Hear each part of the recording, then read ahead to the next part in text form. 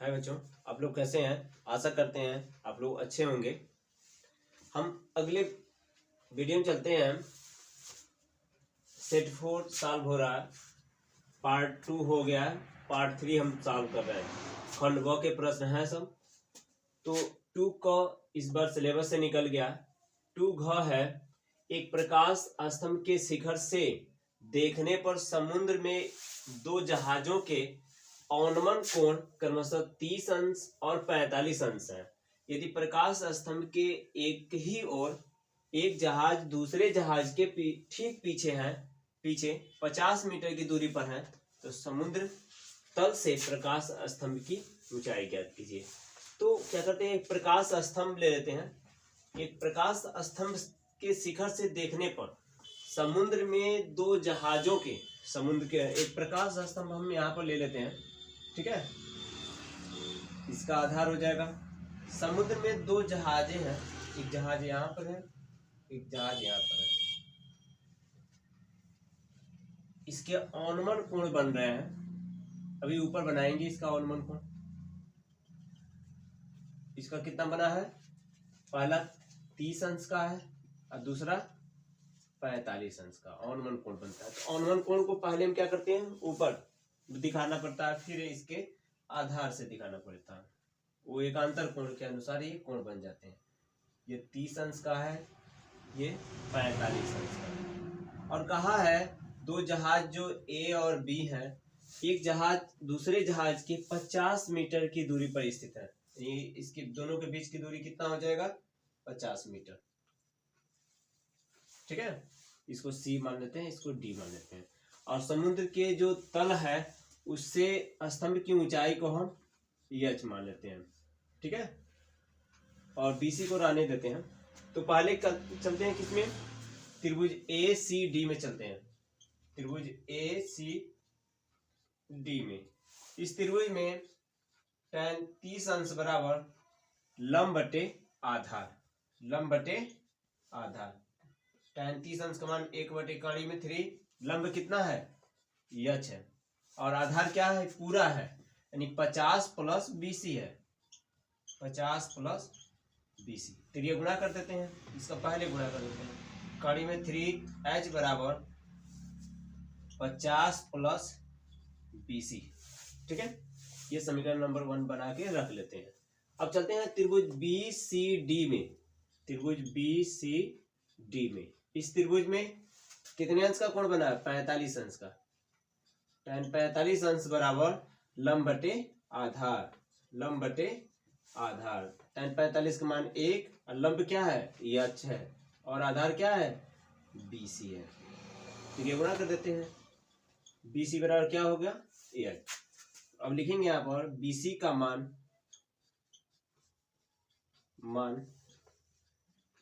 समीकरण 1 में रखने पर, बीसी का मान समीकरण 1 में रखने पर रख देते हैं। यहाँ पर कड़ी में 3h बराबर क्या है, 50 प्लस बीसी, बीसी है तो बीसी का मान क्या है, एच है, पशांतर कर देते हैं।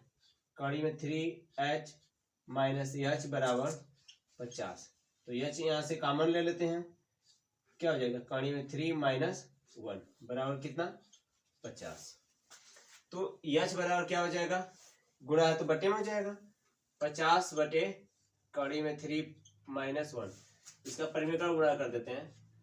कड़ी में 3 प्लस 1, चिन्ह बदल के गुणा करते हैं, माइनस है तो प्लस, प्लस रहता है तो माइनस करके गुणा करते हैं। तो यहाँ पर माइनस है तो हम प्लस करके गुणा करेंगे। ऊपर का गुणा करते हैं तो लिख देते हैं, केवल गुणा नहीं करते हैं, ठीक है।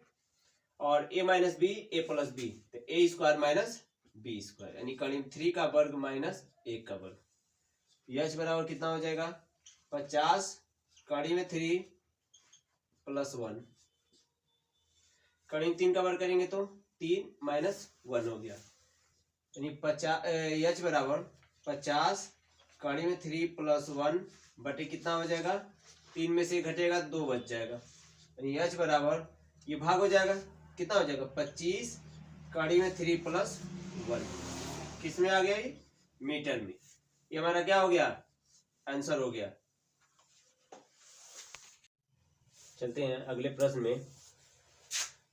दूसरा का अंग है, प्राप्तांक दे दिया है से कम, सभी से कम दिया हुआ है, ठीक है। और इन छात्रों की संख्या दे दिया है कि अगर 5 से कम है तो 3 है, 10 से कम तो 10 है, 15 से कम 25 है, ऐसे पूरा क्रम से दिया। इसका पूछा है माध्य क्या होगा। तो पहले हम इसका कॉलम बना देते हैं, क्या क्या है। पहला हम बना देते हैं प्राप्तांक का।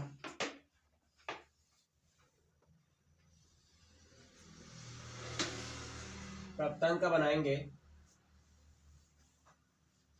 प्राप्तांक इसको किस में रखा जा रहा है, वर्ग में रखा जा रहा है, ठीक है। उसके बाद क्या कॉलम बनाएंगे, मध्यमान का बना देंगे, मध्यमान का, ठीक है। इसको क्या बोलते हैं, XI बोलते हैं। उसके बाद अगला कॉलम में क्या लिखेंगे, छात्रों की संख्या, छात्रों की संख्या, इसको किससे दिखाते हैं, FI से। उसके बाद हम इसको काल्पनिक विधि से बता दे रहे हैं या विचलन विधि से, विचलन विधि लगा देते हैं, DI निकालेंगे। DI बराबर क्या हो जाता है, XI माइनस A बटे H। उसके बाद अगला कॉलम क्या बनाएंगे, FI DI बना देंगे, ठीक है। तो 5 से कम है तो हम देख रहे हैं 5-5 के अंतराल में सब है, तो 0 से 5 ले लिए, 5 से 10 हो जाएगा, 10 से 15 हो जाएगा, 15 से 20 हो जाएगा, 20 से 25 हो जाएगा, 25 से 30 हो जाएगा, 30 से 35 हो जाएगा, 35 से 40 हो जाएगा। 40 से कम तक है ना।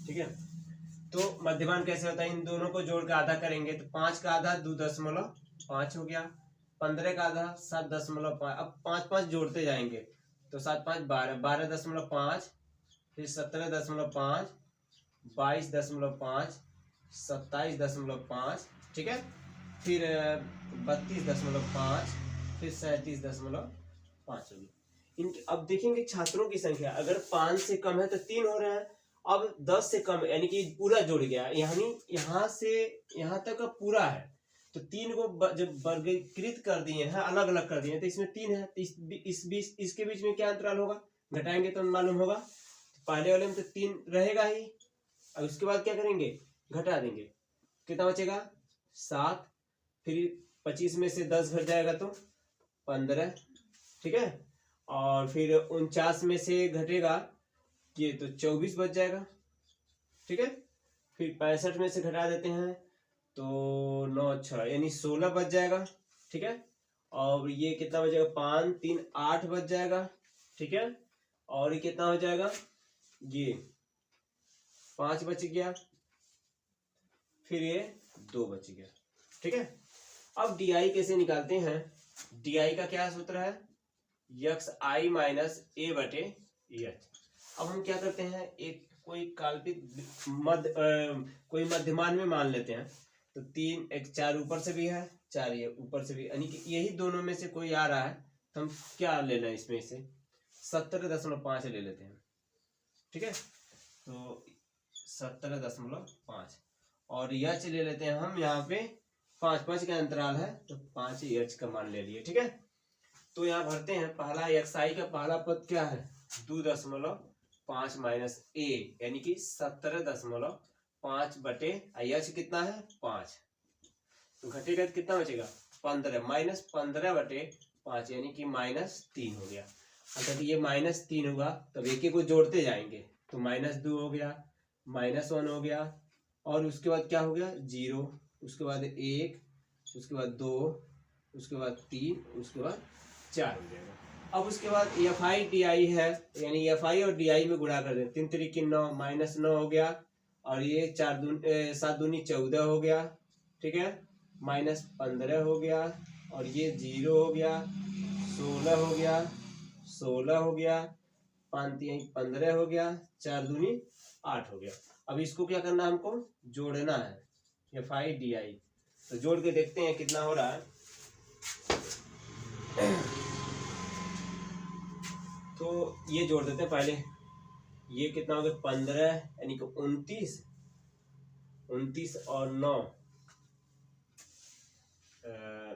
9 4 13 13 13 5 18 और यानी कि 38 माइनस 38 ये हो गया 16 48 48 और 48 और ये कितना हो रहा है 7 यानी कि 48 और 16 48 और 7 तो 55 हो गया। ठीक है, तो 55 में से घटा देते हैं तो कितना बच जाएगा 8 7 7 बच गया और यहाँ पर बच गया 4 में से 3 घट जाएगा यानी एक 17 बच गया। FI/DI का मान कितना हो गया 17, वो भी प्लस में आ जा रहा है क्योंकि प्लस वाला सबसे ज्यादा है। और FI छात्रों की संख्या को जोड़ेंगे तो कितना आ जाएगा FI को, ये 80 है, 80 से कम है अर्थात 80 टोटल संख्या है। ठीक है, तो समांतर माध्य का सूत्र क्या होता है, समांतर माध्य बराबर A प्लस सिग्मा FI/DI बटे सिग्मा FI गुणे H। A का मान कितना है 17.5 है। ठीक है, FI/DI का मान कितना है 17 और बटे कितना है 80 गुणे H का मान हो गया 5 यानी 17.5 प्लस 17 बचे 85 बटे 80। क्या करते हैं पहले 80 में हम भाग दे 85 में भाग दे देते हैं 8 का, फिर 10 घसका देंगे तो ये 10 मतलब जा रहा है ये 80 हो गया 5 दशमलव रख के 0 8 छके 48। ठीक है, और ये कितना हो गया और तो बच गया हमारा 2, 1 0 बढ़ा सकते हैं 8 दूनी 16 4 बचेगा 8 बचे 40 यानी कितना हो जा रहा है ये। अब 10 से और भाग देंगे तो 1 दशमलव आ जाएगा यानी 17.5 प्लस 1 दशमलव और 0 6 2 5।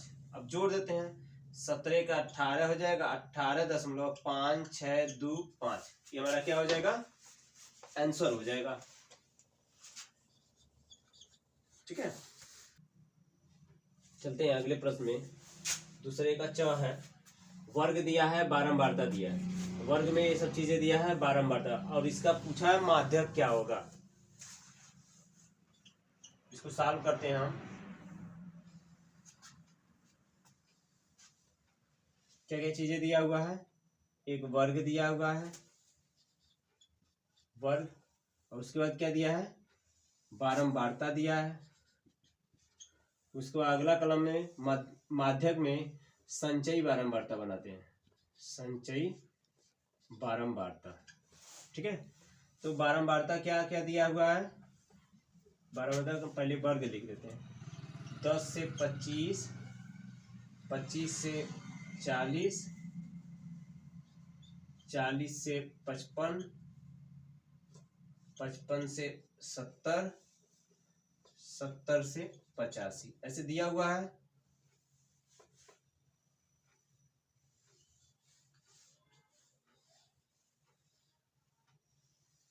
ठीक है, बारंबारता कितना दिया है 3 दिया है 10 दिया है 20 दिया है 13 और 4 दिया हुआ।